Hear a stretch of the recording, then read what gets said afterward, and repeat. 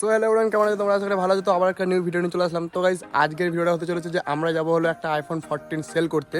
এটা হলো কোথায়? তো আমরা যাবো হলো আনোয়ার মোবাইল শপে, যেখানে আমি প্রত্যেকবারই যাই, বা ওখান থেকে কোনো সেকেন্ড হ্যান্ড ফোন যদি কারো লাগে তো ওখান থেকে আমি নিয়ে দিই, বা ওখানে গিয়ে কারো যদি বিক্রি করার থাকে তো ওখানে গিয়ে আমি বিক্রি করে দিই। তো সেখানে যাবো হলো আমরা একটা ফোন বিক্রি করতে, সেটা হলো আইফোন 14। ওরা আসতেছে আর আমাকে ফোন করলো এক্ষুনি, ভাই তুই রেডি হ, আমরা যাচ্ছি তোর ওখানে। তো ওরা আসতেছে, ততক্ষণ আমি চান করে নিই, খাওয়া দাওয়া তো হয়ে গেছে, তো এখন চান টান করে পুরো রেডি হয়ে যাবো। তারপর যাবো হলো আমরা আইফোন 14টাকে সেল করার জন্য। তো চলো তাহলে ওরা আসুক, আর ততক্ষণ আমি চান টান করে রেডি হয়ে যাই, তারপর তোমার সাথে দেখা হচ্ছে, ঠিক আছে? ওরা আসে। সো গাইস, তো ফাইনালি বন্ধুগুলো চলে আসছিল। আসার পর আমার বাড়িতে আধা এক ঘন্টা বসলো, বসার পর এখন যাচ্ছে আমরা আনোয়ার মোবাইল শপে। আর গাইস, আর বন্ধুগুলো প্রচন্ড লজ্জা করে দিয়েছিল ভিডিওতে আসছে তার জন্য। ওরা বলছে ভাই আমার ফেস দেখাস না। তো গাইস ফাইনালি আমরা আনোয়ার মোবাইল শপে চলে এসেছি, আর এটাই হলো সেই আইফোন 14 যেটা আমরা এখানে সেল করব। তো গাইস ফোনটার দাম একদম কম বলছিল, ফোনটা আর দিলাম না। এই কারণে গাইস ফোনটার দাম বলছে 40,000, আর আমার বন্ধু বলছে 50,000। ওই জন্য গাইস ফোনটা আর দিলাম না এখানে। তো গাইস তোমরা যদি কেউ নেওয়ার থাকে তাহলে অবশ্যই কমেন্টে জানাবে।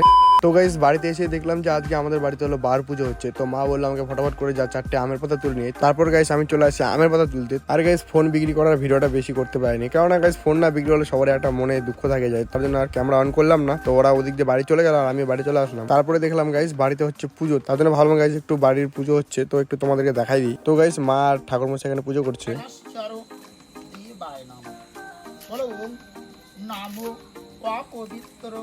তো গাইস বার পুজোটা এমন যে বাইরে করতে হয়, আর বাইরে করে হলো প্রসাদ টসাদ খেয়ে তারপর চান করে বাড়িতে ঢুকতে হয়। তো গাইস মা তো পুজোতে বসেছিল আর বাবা হলো পুজোর সব জোগাড়ি দিচ্ছিল, আর আমি সাইডে বাইকে বসেছিলাম। আর গাইস সামনে আছে দুর্গাপুজো, আর দুর্গাপুজো তোমাদেরকে ভালো ভালো কিছু ব্লগ দেওয়ার আমি চেষ্টা করবো, তার জন্য গাইস প্লিজ সবাই সাপোর্ট করো। তো গাইস ফাইনালি পুজো সম্পূর্ণ হয়ে গেছে। আর গাইস এই পুজোতে কাউকে নিমন্ত্রণ করতে হয় না, তো ওই জন্য গাইস তোমার লোকজন দেখতে পাচ্ছ না। তারপর গাইস আমি বসে যাই প্রসাদ খাতে, আর মা এখানে প্রসাদ দেয় সবাইকে। তো গাইস আমার প্রসাদ টসাদ খাওয়া হয়ে যায়, আমি এখন চলে যাই হাত ধোয়ার জন্য এন্ড চান করার জন্য। তো আমি চলে আসি টিপলে, আর টিপলে আসে ভাবি আরে আমি তো বালতি নিয়ে আসিনি। তারপরে দেখলাম গাইস পাশের বাড়িতে একটা বালতি রাখা আছে, তো সেই বালতিটা নিয়ে এখন যাবো আমি চান করতে। তো গাইস ফাইনালি আমি চান টান করে এখন চলে যাচ্ছি বাড়ির দিকে। আর গাইস চান করে আসার সময় দেখি এখনো মা বাবা দাদা সবাই এখনো প্রসাদ খাচ্ছিল। তো গাইস তারপর দেখি যে ফাইনালি পুজো টুজো হয়ে যায়, তখন মা আমাকে বলে যে যা সবকিছু খুলে নিয়ে চলে আয়। তারপর আর কি গাইস আমি ফটাফট করে বের হয়ে সবকিছু খুলে নিই।